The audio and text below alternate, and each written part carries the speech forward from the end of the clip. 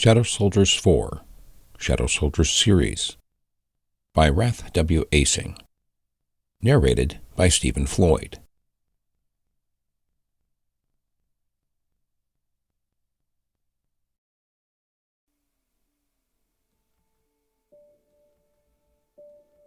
The Case of the Redhead's Mother, Chapter 1, Chance Encounter. Synopsis. My daughter's chance encounter with Marie started an investigation that amazed me, and I am not one to be awed by this world. Read on, and you too will be amazed. Tuesday's stroll on the docks. Tilly, Elizabeth Martine Christian, is my daughter and the love of my life. She's easy to spot in a crowd. Her flaming red hair dancing in Bar Harbor's autumn winds makes everyone want to dance right along with her curls. Tuesday afternoon means she's on her way to torment me with her chatter about painting and tickle my fancy with some delectable treat found on the docks. It is our time to enjoy each other and eat something, not on the perpetual diet. I already had Andrew prepare lobster rolls and set aside 2 pieces of Mother Luann's cheesecake. Life on the coast of Maine is as close to heaven as one can get. And Tilly, well, Tilly is the angel that makes heaven worthwhile. The commotion outside my dockside office meant she was close. Shutting the laptop and grabbing my sweater, I headed for the door, seeing her red hair bobbing merrily towards me in the crowd. My heart fluttered like it always does in anticipation of being near her.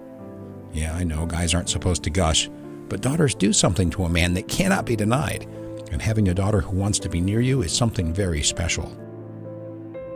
Closing the door, not worrying about locks in this friendly neighborhood, I turned just in time to hear her shout something and quickly change direction. It didn't matter if this was another game she made up or a real emergency. Her shout had the sound of urgency, and I responded, making my way through the crowded dock, heading toward the entrance to the charter ferry gate. I reached her just as she accosted a girl attempting to go through the gate. The girl spun around, anger showing in her posture as she brought her hands up, fists clenched.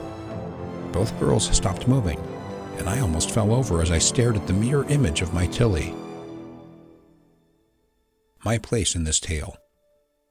Carlton Jeffrey Christian is the hereditary tag placed on me 42 years ago by a Navy commander from Annapolis, Maryland, and a history professor at the Coast Guard Academy in New London, Connecticut. There is little question that my life would include both the sea and a true love of this nation's history.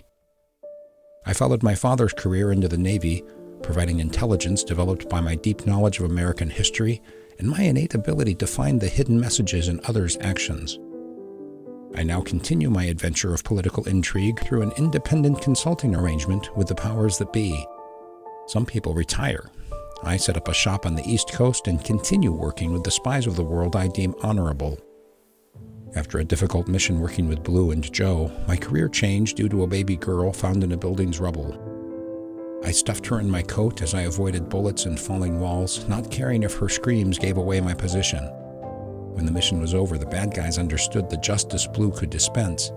The Navy got back its secret weapon plans, and I found another way of living that would include a rambunctious redhead. After an exhausting search, no family stepping forward, I adopted the little fireball and began an enriching life on the coast of Maine. I set up a shipping agent's office in Bar Harbor, Maine, and woke up each morning knowing that life was special with a redhead in it. The Gift of Marie. Marie Sally Moore had the same unruly red mop as Tilly and the same dancing green eyes that made laughter explode. Time had chosen to slow or stop, and the crowds faded into the bright sunshine reflecting off the harbor. I stood quietly, awaiting the girls to make the first move. "I'm Tilly, Elizabeth Martine Christian. Do I know you?" "No, you are Martine, and I am your oldest sister, Marie." The redhead reached for a chain around her neck and drew out a square locket that matched the one Tilly had when I found her. Slowly, Tilly approached the girl, spreading her arms and walking into her embrace. This autumn afternoon, I would share lunch with 2 redheads and begin a mystery that would amaze even the spookiest of my spy guys.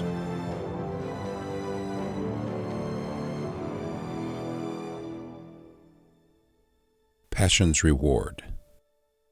Chapter 1. New Mission. Synopsis. It was just another case requiring the talents of warriors with a heart. Little did I know that it would change mine. Well, I guess I knew. There is something about Emily Burke Hansen that... I flew out of bed, the crisp December air of Fort Worth adding to the excitement of a new mission. It was going to be epic. I knew it in my bones. 3 days ago, I received instructions to go to the cabin near Rocky's RV park and fishing pier.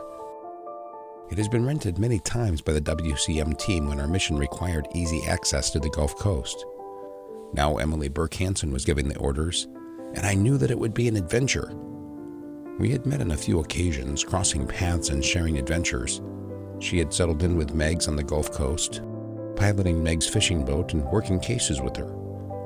Each time we met, there seemed to be more to see and do. I have traveled the world and been on some mighty exciting adventures, but she was different and a mystery I would love to solve. The mission. A biker gang had marked its territory on the Gulf Coast between Houston and Louisiana.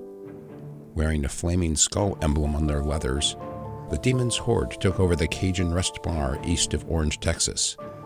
They spread their hate and drugs crossing the border between Texas and Louisiana. A battered Army wife lay in a Houston hospital, and word of a new drug shipment made action necessary. By Sunday, the team would be at the cabin on the Gulf Coast. We would begin the mission soon after. My instructions were simple. Show up at the cabin by Friday night. Emily would meet me the next morning.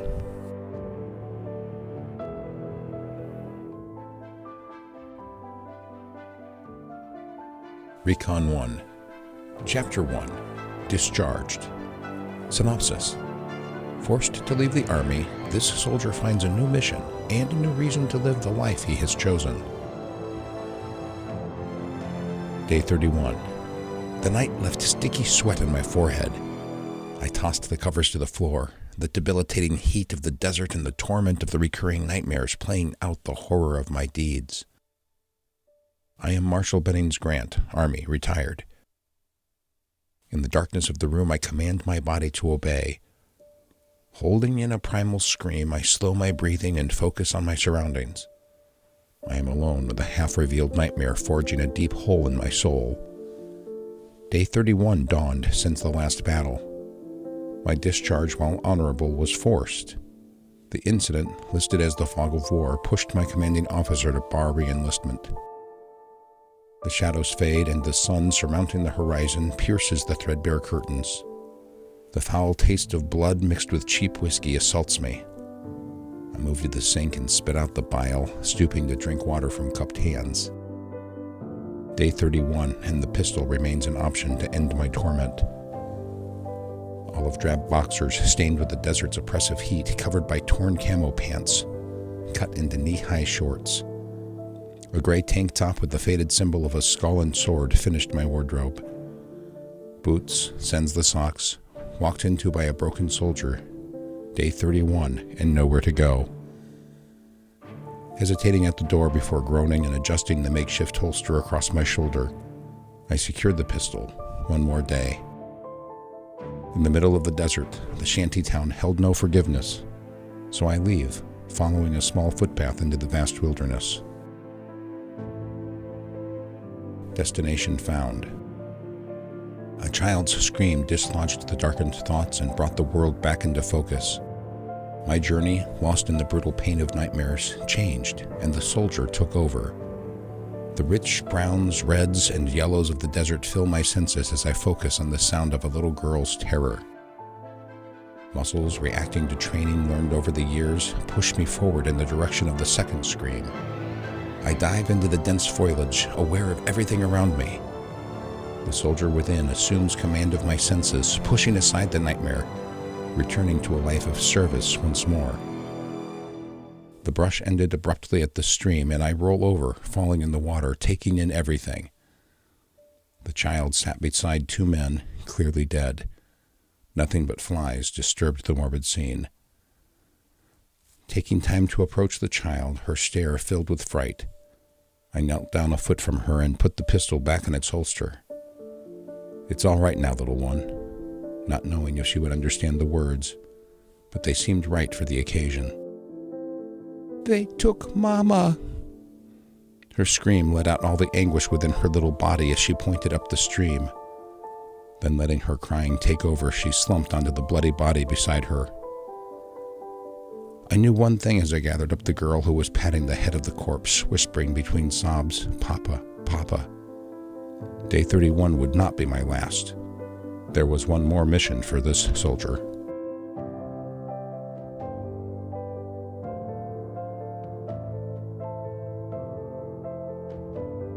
Wingman. Chapter 1. Picked for Duty. Synopsis. An off-duty merc chosen to accompany one WCM legend gets caught up in 2 DC conspiracies and can only save one of his friends. Memory. I woke up this morning with a story festering in my brain pan and a smile on my face. It goes something like this. Joe Soldier needs time off to mend a broken arm. He comes into town and there she is, the mercenary rarely seen. The one who owns the 67 vet parked in bunk room at WCM headquarters. Joan Riverton is a mercenary well worth meeting, but one you do not cross. Walking past the 67 vet with its top down, you can see the keys tossed on the driver's bucket seat. No matter. No one in their right mind would mess with Joan's baby. As it happens, this injured soldier is in town when Joan needs a wingman for a trip to DC and a nifty covert mission into the depths of the Pentagon labyrinth. Yeah, this one will be fun. Oh, and I get to be the lucky merc she picks. It says Cody Renfro on my driver's license, but the mercs I work with call me Cards. I have a knack for poker that keeps my downtime interesting and lucrative. We mercs remember missions like grandmothers remember their offspring visiting for the holidays. Sure, the stories tend to stretch with time, but this one is still fresh in my mind and one that is worth telling. Please attribute any variation from the reports provided by Air Force Major Joan Riverton to national security. She's a bit of a stickler with secrets. I don't give a donkey's fart. Orders. Sarge saw me walking over to docks and stopped my progress, ordering me into his little office at the back of WCM headquarters. I walked in and lost my breath, seeing the beauty that is Joan. I must have looked pathetic, fumbling for the right words to introduce myself. "He'll do, Sarge. Thanks. Have him ready by 0600 tomorrow." She brushed past me and disappeared into the supply area of the building. I sat down more out of surprise than choice, and Sarge laughed, putting his feet on the desk. "You, my boy, have been recruited to be Joan's wingman in DC for the next week or 2. Any questions?" My blank stare must have meant no, sir, because he continued. "Pack light, but bring both dress blues and street clothes. With Joan, you never know. Be prepared for some recon, and make sure you keep her safe, soldier." I stood, thanked Sarge, and wandered back to the bunkhouse. The cast on my arm stopped itching, and the boredom that was seeping into my bones melted away. This was the best kind of mission, and it was going to be scenic, too. Wingman. Wingman is a term filled with history. For a WCM merc, it meant being the one to back a fellow merc on a mission without details. You trust your fellow merc completely, focusing on being their support. The fact that Joan Riverton was magnificent and a legend in the annals of WCM made it an easy decision. Being a merc with a solid record of my own, covering anyone's 6 was doable. I packed my duffel, slinging my 2 dress uniforms over my shoulder in a garment bag. 10 minutes before 0600, I stood ready for an exciting adventure. Forewarning. Every mission has the opportunity to blow up. This one would not disappoint. In telling this tale, a very sad convergence will dampen the mood and tarnish the heart of any soldier. Sorry, reality sometimes bites.